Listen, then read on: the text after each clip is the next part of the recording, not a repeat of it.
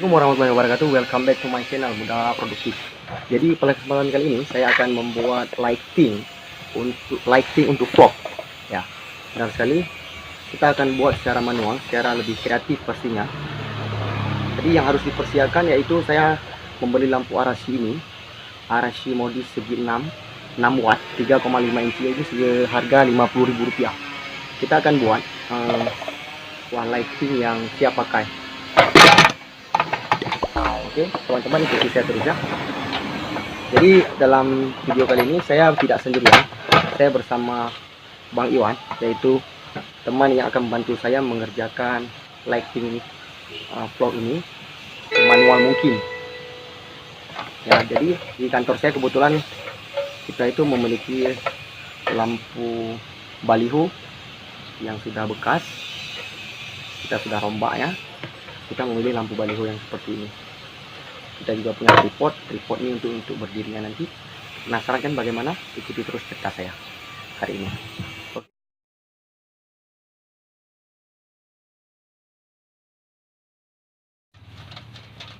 Setelah lampu tadi dipotong, dimasukkan ke dalam.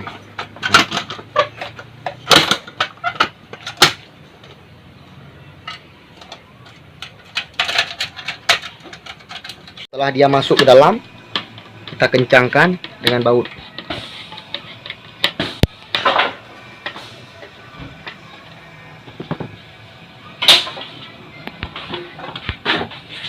Nah, lampu belum selesai kita gunakan.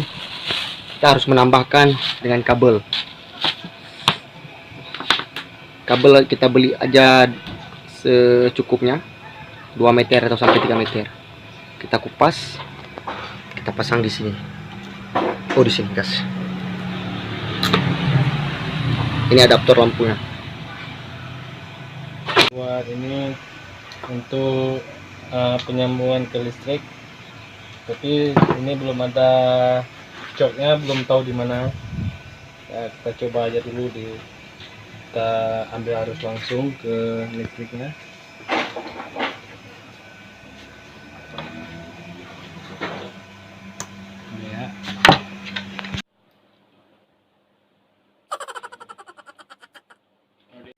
Yang ini sudah selesai kita revisi lagi, tapi tidak hidup, ada kesalahan retest di dalam lampunya. Ini sekarang udah bisa hidup. Kita cek dulu retest.